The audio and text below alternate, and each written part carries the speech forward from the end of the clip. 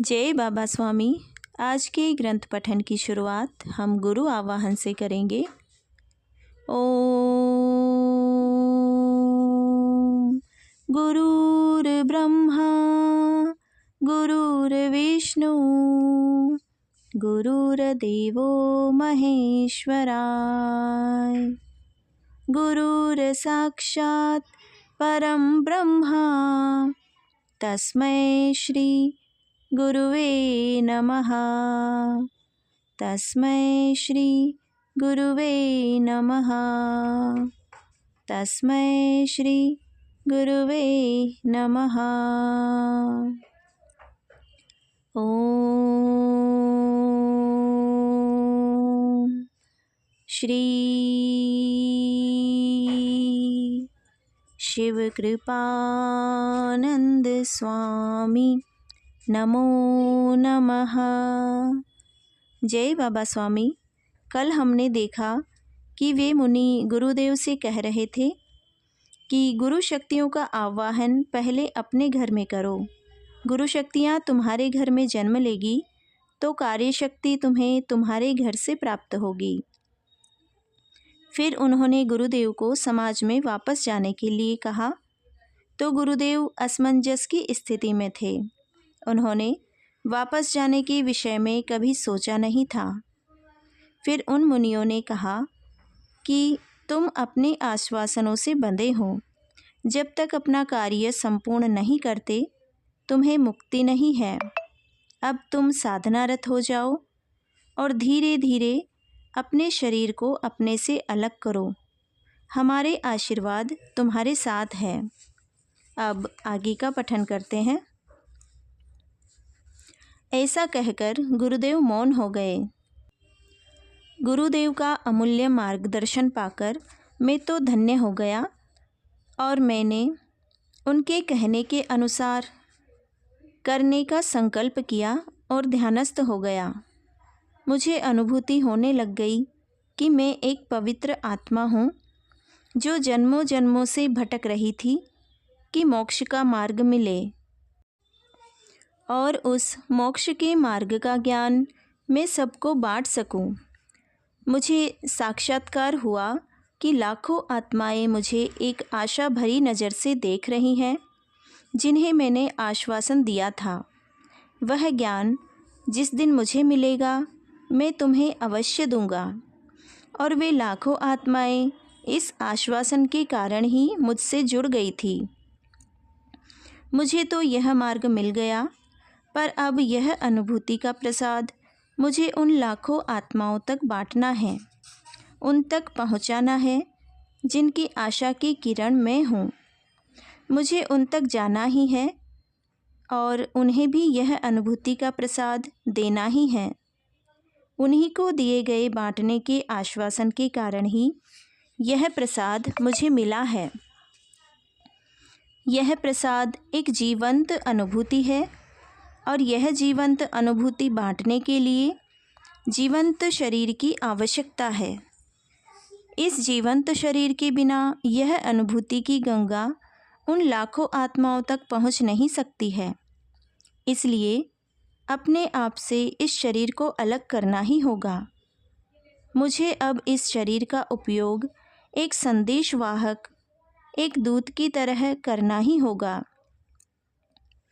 इस शरीर को मनुष्य समाज में भेजना ही होगा और इसलिए मुझे अपने आप को अलग करना ही होगा और यहीं पर गुरु सानिध्य में स्थित रहकर अपने ही शरीर रूपी संदेशवाहक का मार्गदर्शन करना होगा। अपने आप को गुरु स्थान एवं मनुष्य समाज में बांटना होगा। और यह आवश्यकता जैसे जैसे महसूस होती गई वैसे वैसे ही ध्यान की अवस्था में परिवर्तन महसूस होने लग गया था। मुझे महसूस होने लग गया कि मेरा शरीर एकदम ठंडा होने लग गया है, एक बर्फ़ की चट्टान की तरह ही ठंडा होने लग गया है।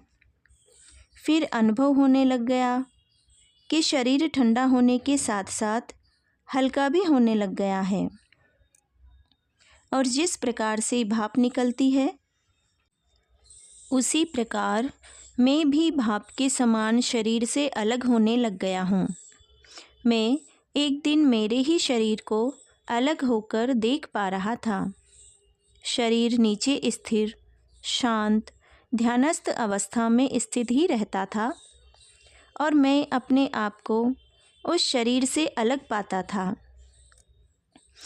और एक दिन तो अनुभव हुआ कि मेरा शरीर बहुत ही नीचे रह गया था और मैं मेरा अपना एक अलग अस्तित्व लेकर गुरुलोक में पहुंच गया था। वहाँ पर गुरु शक्ति के स्वरूप में विद्यमान थे। ये कार्य की शक्तियाँ थीं जो गुरुओं के जीवन काल में उनके द्वारा किए गए कार्यों के कारण, साधना के कारण निर्मित हो गई थी। उन गुरुओं ने साधना करके, बड़ा परिश्रम करके मनुष्य समाज में मनुष्यता को बचाए रखा था, क्योंकि मनुष्यता बची रही तो ही मनुष्य समाज बच सकता था और मनुष्य समाज बचा रहा तो ही अनुभूति प्राप्त हो सकती थी। प्रत्येक गुरु ने अपने जीवन काल में यह कार्य किया था। मनुष्य समाज बचाने के लिए, मनुष्यता बचाने का कार्य यह एक महान कार्य था, क्योंकि वे जानते थे कि मोक्ष के मार्ग तक पहुँचने के लिए मनुष्यता का मार्ग अवलंब करना ही होगा। केवल यही एक कार्य सब महात्माओं ने, संतों ने किया। सब ने एक ही कार्य किया।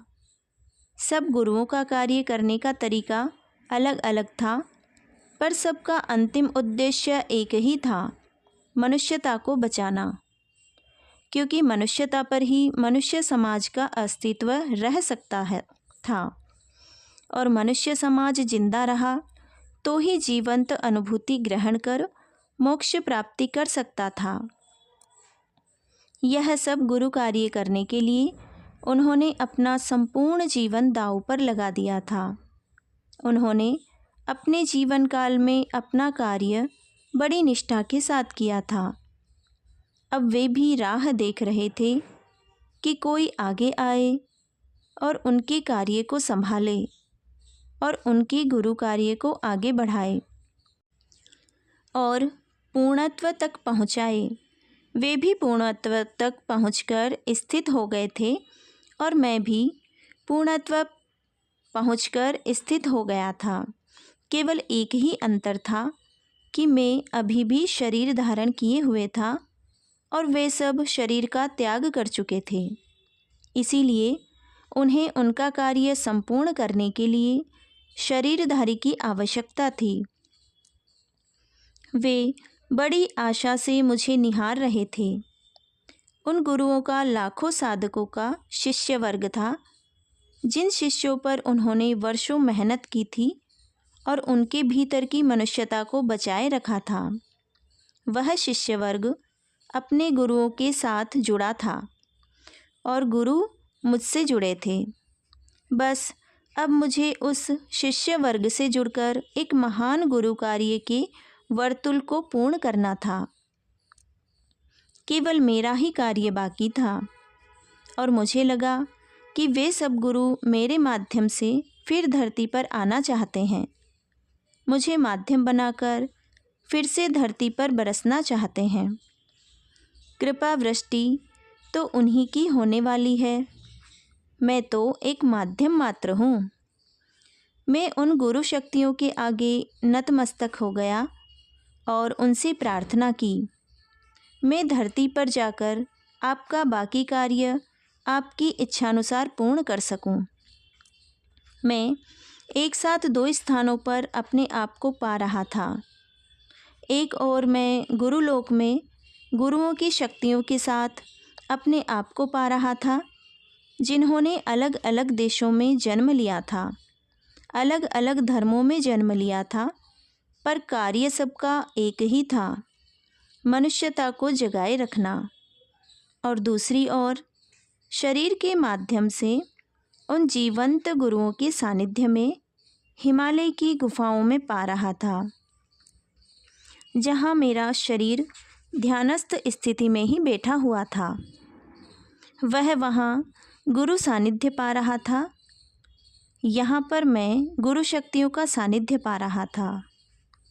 अब रह गई थी एक यात्रा, गुरु लोक से मनुष्य लोक तक की यात्रा। वह यात्रा तो करनी ही होगी, तभी बाकी गुरु कार्य घटित हो सकेगा। और फिर मेरी यह यात्रा प्रारंभ हो गई। ऊपर से दिख रहा था अपना ही शरीर, जो बड़े गहन ध्यान का अनुभव ले रहा था, और मैं स्वयं अपने आप को शरीर के बहुत ही ऊपर महसूस कर रहा था। मैं बाहर दूर से ही अपने शरीर को देख रहा था, लेकिन यही प्रक्रिया उल्टी होने की आवश्यकता थी कि मैं वहीं रहूं और शरीर बाहर चला जाए और मैं वहीं गुरु सानिध्य का अनुभव करूं और शरीर समाज में जाए, कार्य करे, और मैं यहाँ से गुरु सानिध्य में ही रहते हुए उस शरीर पर नियंत्रण रख सकूं। पर यह घटित कैसे होगा, उसका मार्ग क्या है और कैसे संभव है, यह समझ में नहीं आ रहा था। लेकिन इतना तो समझ में आ गया था कि बिना शरीर के यह कार्य ही संभव नहीं है। शरीर ही एकमात्र माध्यम है जिससे कार्य हो सकता है। पर मुख्य प्रश्न अभी भी वैसा ही था, शरीर को मनुष्य समाज में भेजा कैसे जाए, शरीर को माध्यम बनाकर कार्य कैसे किया जाए। अनायास ही मेरा ध्यान मेरे शरीर पर गया, जो गुरु के सानिध्य में ध्यानस्थ अवस्था में था, और फिर गुरुदेव की ओर गया, जो गहन ध्यान में थे। उनके शरीर में ऊर्जा का एक प्रभाव मालूम पड़ रहा था, और बड़ी सहजता से ही मेरा ध्यान उनके चरणों पर गया और मेरा अशांत मन शांत हो गया। एकदम ही मुझे शांति का अनुभव होने लग गया और मैंने महसूस किया, यही वह स्थान है जिस स्थान पर ही मैं स्थित हो जाऊं तो इस समस्या में से कोई मार्ग निकल सकता है। और धीरे धीरे मैं वहीं स्थिर हो गया और गुरु चरणों पर ही चित्त को केंद्रित कर दिया, और मुझे प्रेरणा मिली कि शरीर के 7 चक्रों के ऊपर के 7 चक्रों पर चित्त रखकर ध्यान कर, सब अपने आप हो जाएगा। और इसी साधना का मार्ग मैंने ध्यान में अवलंब किया। रोज सहस्त्रार पर चित्त लेकर जाता, वहाँ पर केंद्रित करता, फिर सहस्त्रार चक्र से ऊपर क्रमशः 1 फीट 2 फीट ऐसे ऊपर जाकर ध्यान कर रहा था। प्रत्येक दिन एक नया अनुभव हो रहा था। बड़े धीरे धीरे 1-1 इंच ऊपर की ओर बढ़ रहा था, और नित्य नई अनुभूतियाँ हो रही थी। बड़ी ही सावधानी से, बड़ी ही शांति के साथ साधना चल रही थी, क्योंकि प्रत्येक अगली पादान पर चित्त को रखकर स्थापित करना पड़ता था। बिना स्थापित किए स्थिरता नहीं आ सकती थी, और स्थिरता न हो तो नीचे आने की आशंका बनी ही रहती थी। सब गुरुदेव के सानिध्य में हो रहा था, मैं तो एक माध्यम था।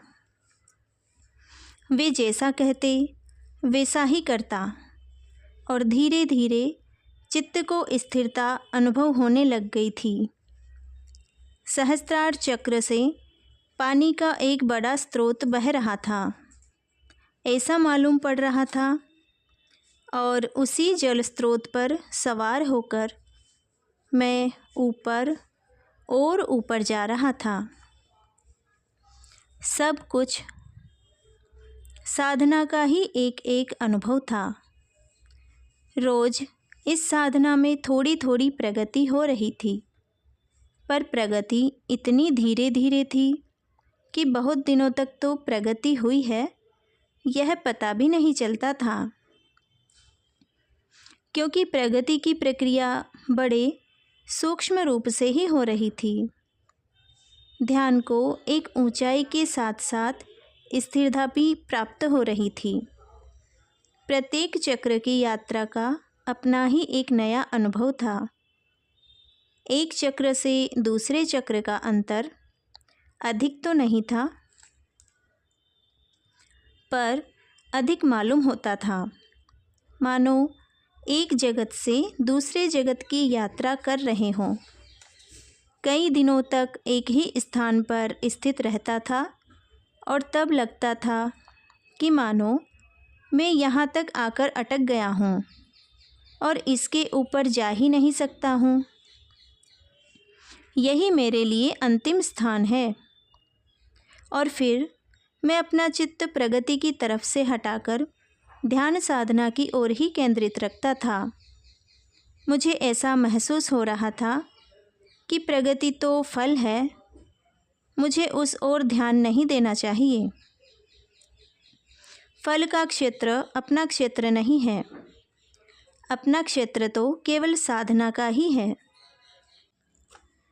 मुझे केवल साधनारत ही रहना है और वहीं तक मुझे सोचना है, और फिर मैं साधना में ही लीन हो जाता था।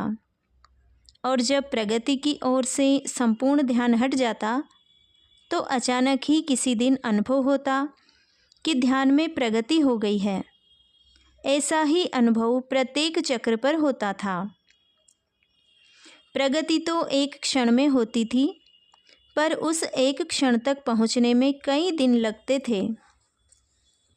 सहस्त्रार चक्र के ऊपर के 7 चक्रों का सफ़र तो जैसे 7 लोकों का सफ़र लगा, और धीरे धीरे उन 7 चक्रों को भी पार करके ध्यान करने लग गया था। यानी शरीर के 7 चक्रों और सूक्ष्म शरीर के 7 चक्र पार करके ध्यान कर रहा था।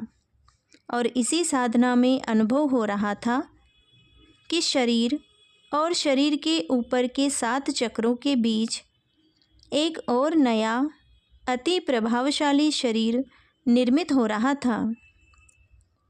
उस बीच के शरीर का अनुभव प्राय ऊपर से नीचे अपने शरीर की ओर देखने से होता था। पहले तो मानो एक सफ़ेद बादल जैसा कुछ अनुभव हो रहा था। बाद में धीरे धीरे वह आकार लेने लग गया और धीरे धीरे वह बादल का आकार एक शरीर में बदल गया।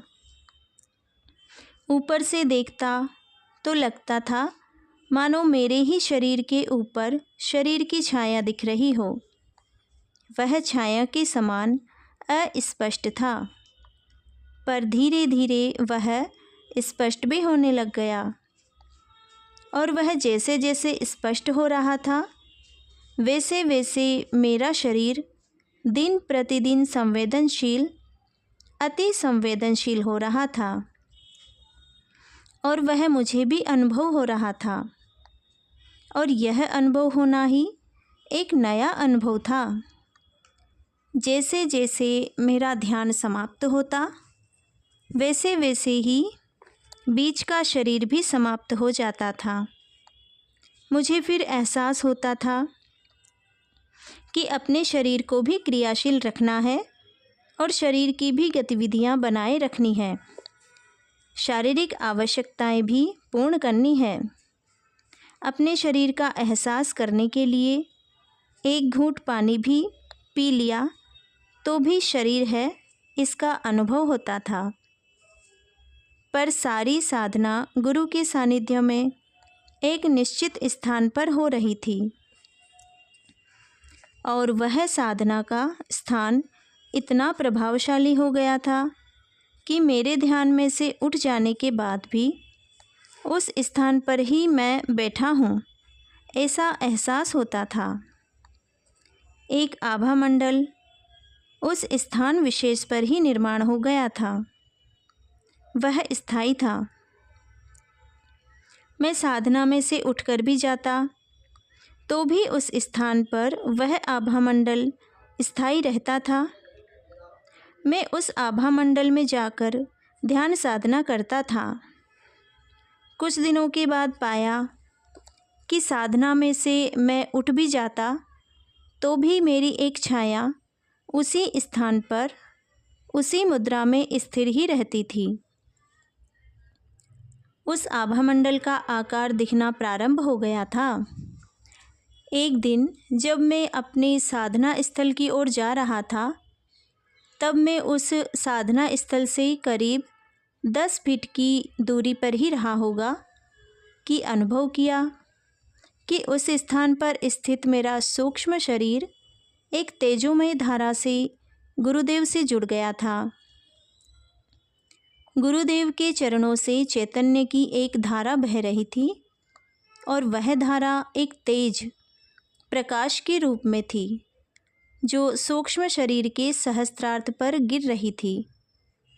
मैं अपनी साधना स्थली से 10 फीट बाईं ओर था और साधना स्थली के सामने गुरुदेव थे। उस दिन का यह अनुभव मेरे लिए एकदम नया ही था। मैंने ध्यान में न रहते हुए भी सामान्य स्थिति में रहकर अपने आप को ध्यानस्थ स्थिति में स्पष्ट देखा था। ऐसा मैंने जीवन में कभी अनुभव नहीं किया था। मेरे शरीर का यह दूसरा जन्म ही था। एक सूक्ष्म शरीर जो गुरु सानिध्य में ध्यानस्थ था और एक मेरा क्रियाशील शरीर जो स्थूल रूप में मेरे साथ था। सूक्ष्म शरीर व स्थूल शरीर दोनों ही शरीर एकदम स्पष्ट देखे जा रहे थे। मैं चाहकर भी अपनी उस साधना स्थली तक नहीं पहुंच सका। अब मेरी आंखें वहीं बंद हो रही थी। सारा शरीर ठंडा हो रहा था और मैं मेरे से ही 10 फीट दूर रहकर ध्यान में जाने लग गया था। उस दिन मैं ही मेरे से दूर हो गया था। उस दिन मेरे और गुरुदेव में भी बड़ा अंतर लगने लगा था। ऐसा लगा कि मैं उनसे बहुत दूर हो गया हूँ। मुझे तो लगा कि इस साधना से मैं मेरे ही गुरुदेव से दूर हो गया था और गुरुदेव से दूरी मेरे लिए असहनीय पीड़ा थी। ऐसा लगा कि मैंने ही यह दूरी निर्माण कर ली थी। यह मैं चाहता तो नहीं था। फिर यह दूरी कैसे निर्मित हो गई और अब इस दूरी को कैसे दूर करूँगा? और ऐसा लगा कि गुरुदेव ही दूर हो गए। अब इस जीवन का क्या अर्थ बाकी रह गया? सब कुछ समाप्त हो गया है। ऐसा एक भाव मुझ में आ गया था।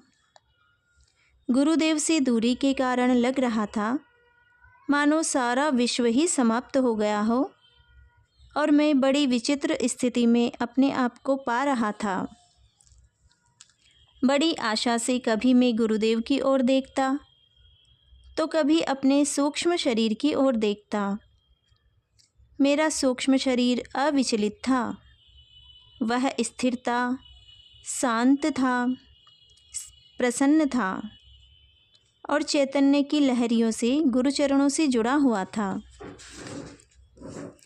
मेरे इस स्थूल शरीर के प्रभाव से वह सूक्ष्म शरीर एकदम ही अलग था। वह अपने ही आनंद में, अपनी ही मस्ती में मस्त था। मुझे क्षण भर लगा कि वह तो गुरुदेव के ही सानिध्य में है। दूर तो बस मैं हो गया हूँ। अब दूर रहकर मेरा क्या होगा? मैं अपने आप को मृतवत महसूस कर रहा था और बीच में ही अपने पैरों के अंगूठे से पत्थर को रगड़कर, पत्थर को कुरेदकर यह अनुभव लेकर देख रहा था कि शरीर में कोई संवेदना है या मेरी मृत्यु हो गई है। इतनी विकट स्थिति थी, पर देखा तो मैं जिंदा था। मुझे तभी भी संवेदनाएं थी, पर मुझे लग रहा था कि मैं तो एक शरीर रूपी आवरण हूँ। आत्मा तो ध्यानस्थ हो गई है। अब इस शरीर को लेकर क्या करूं? मानो मैंने अपने आप को ही खो दिया था। अब क्या करना चाहिए यही समझ में नहीं आ रहा था।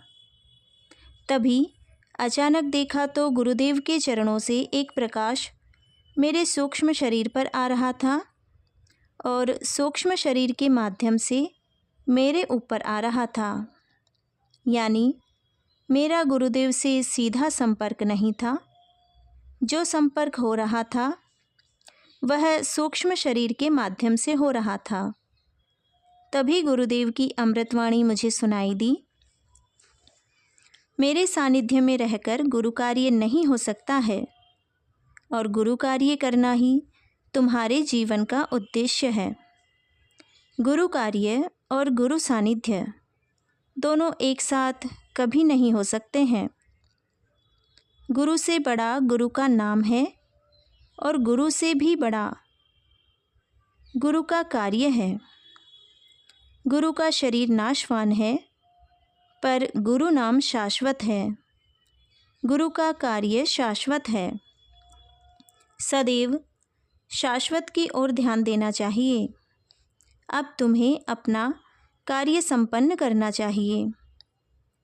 वह मेरे सानिध्य में रहकर नहीं हो सकता और मेरे सानिध्य के बिना भी नहीं हो सकता, क्योंकि कार्य के लिए एक बड़ी सामूहिकता की आवश्यकता होती है। वह सामूहिक शक्ति गुरु चरणों से ही प्राप्त हो सकती है। गुरु सानिध्य और गुरु कार्य दोनों हो सकें, यह समय की आवश्यकता है और दोनों ही घटित हो सके ऐसी ही व्यवस्था की गई है। अब तुम समाज में जाओ और गुरु कार्य करो और तुम्हारा साधना की शक्ति से निर्माण हुआ सूक्ष्म शरीर गुरु सानिध्य प्राप्त करेगा। तुम्हारा सूक्ष्म शरीर मुझसे चैतन्य का प्रवाह प्राप्त करेगा और तुम अपने ही सूक्ष्म शरीर से चैतन्य का प्रवाह प्राप्त करोगे। वह तुम्हारे और मेरे बीच का सेतु है। अब तुम्हें मुझसे उसके ही माध्यम से मिलना होगा, तभी एक नीचे के स्तर पर रह सकोगे और नीचे के स्तर पर रह सकोगे तो ही शरीर कार्यरत रह सकेगा। अन्यथा ध्यान की उच्च अवस्था में कार्य नहीं हो सकता है। परमात्मा की यही इच्छा है और उसकी इच्छा को सम्मान देना तुम्हारा और मेरा कर्तव्य है। मैं मेरा कर्तव्य कर रहा हूँ, तुम गुरु कार्य करके तुम्हारा कार्य करो। एक बहुत बड़ा कार्य तुम्हें अभी करना है। अपने आश्वासनों को पूर्ण करना है। अपने कार्य को समाज में कार्यरत रखने की व्यवस्था करनी है। जो परमात्मा की शक्ति आज तक एक से एक तक सीमित रह रही थी, वह शक्ति सारे मनुष्य समाज में बांटनी है, क्योंकि यही समय की पुकार है। जय बाबा स्वामी। आज के ग्रंथ पठन को यहीं पर विराम देते हुए अब शांति पाठ करेंगे। ओम ध्यो शांति अंतरिक्षगं शांति पृथ्वी शांति रापः शांति औषधयः शांति वनस्पतयः शांति विश्वे देवा शांति ब्रह्म शांति सर्वगं शांति शांतिरेव शांति सामा शांतिरेधि। ओम शांति शांति शांति सर्वरिष्टसु शांतिर्भवतु। जय बाबा स्वामी। जय आत्मेश्वर।